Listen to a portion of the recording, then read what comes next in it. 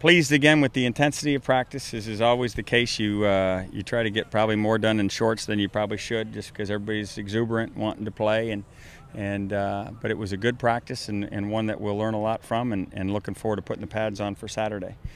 Jeff Baca has a left ankle injury. We don't know the extent of it. We got to go get X-rays. We'll find out. But hopefully we'll keep our fingers crossed and get good news that it won't be an extensive process to get back. But overall, I'm really pleased with everybody and excited to look at the tape again and see if we can't get a little bit better. What did you see in the tape so far?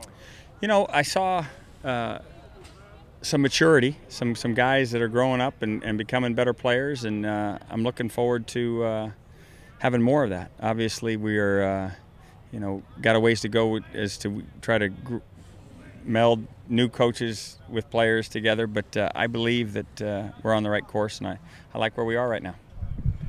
Jeff has to miss an extended period of time. Who will get the majority of his reps?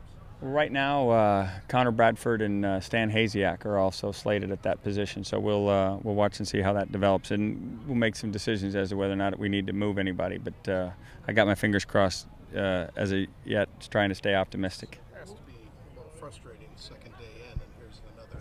Yeah, it's part of the game, but we got our fingers crossed that it won't be a long-term deal. What is Stan's status? Well, he's on the team. Yeah, he's practicing and trying to earn himself a spot on this roster. Can you talk about the tempo and just Tuesday a big focus was the kids reacting to what you guys are expecting from them this year? How do you Right. kind of think I thought the tempo was better today. You know, we tried to get we added plays to the script to see if we could get more plays in each 10-minute period, and for the most part we did.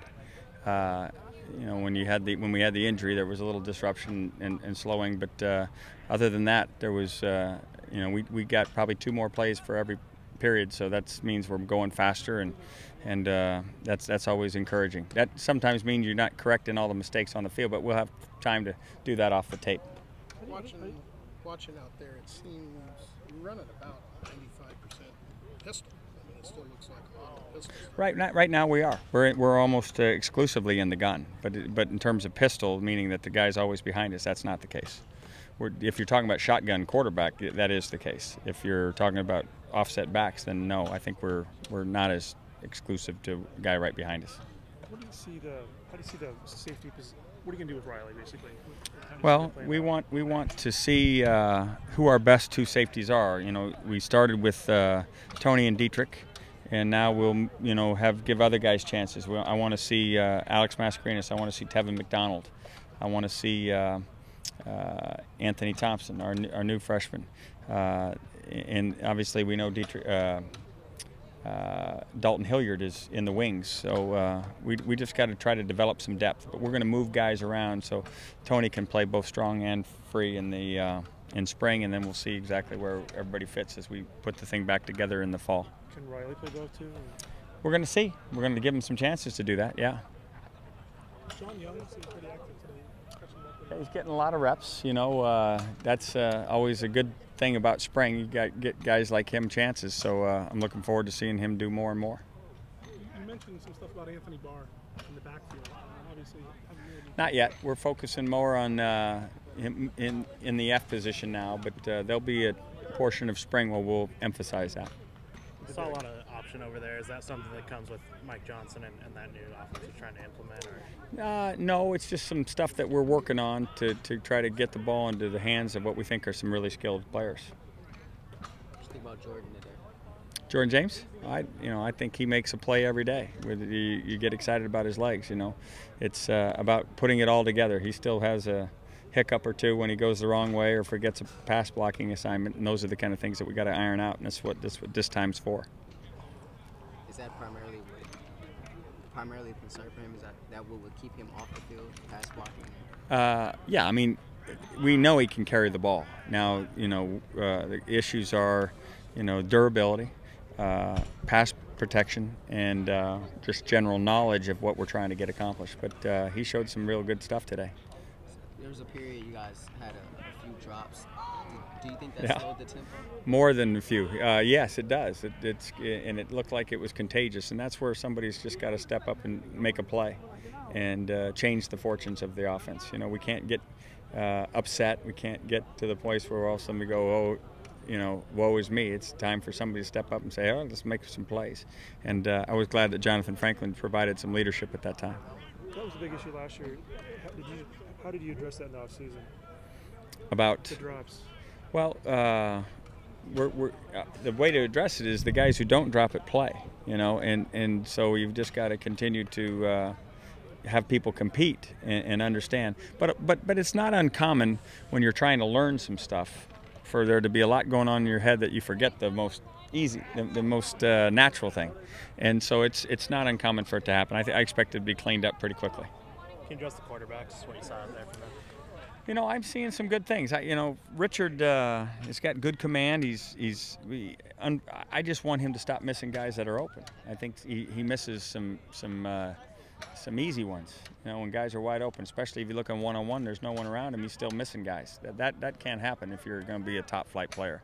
And Brett Hundley's got a learning curve that, you know, is just really high right now. So he's just got to continue to work. But both, I think, are working hard. Now it's just about, you know, settling down so that they become the consistent players that you need them to be. Special team standpoint, you can even address today? Just more of the fundamental stuff. You know, it's not going to be a big team, special team period this spring. It's going to be more of a fundamental thing. But I thought Kip Smith did some good things. I want him to get more consistent. Kevin's injury affect his competition for the spot? Well, I mean, it's not fair to say that he's competing now. You know, we got to give him a chance to compete over the course of the summer and the fall. But I think that he's going to have his doctor out here on Saturday, and maybe we'll get him to be a little more clear to do some more things. What do you think that'll do for his chances? Well, you know, just keep him current, keep him in the mix. You know, it's I mean, his chances are I mean, he's got good chances because he's an experienced player and he's a winning player. I mean, he's won some football games here. Players, you know, look to him as a leader. So we just got to keep him healthy. So you haven't named a starter yet? Not a starter.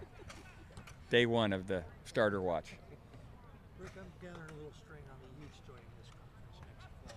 I'm wondering what you might, I guess, estimate they're going to discover about this league that they might not already know.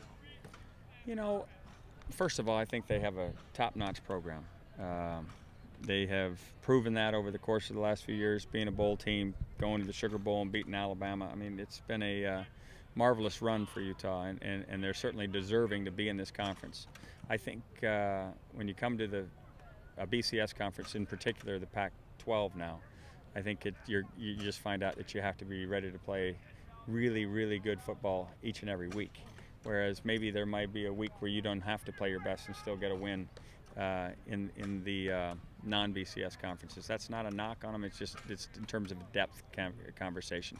But certainly their depth is capable, as they've proven time and time again, against big BCS competition, that they're capable. It's just, you know, how deep are they? And that'll be the question for everybody in the conference. Do you think it changes the recruiting dynamic? I mean, they've always tried and done pretty well getting in California, but now they can say, hey, There's no question that it'll help them in recruiting. You know, that was probably something that they had to always combat, you know, especially with the in-state kids that wanted to go to BCS conference. Now that no longer is an issue.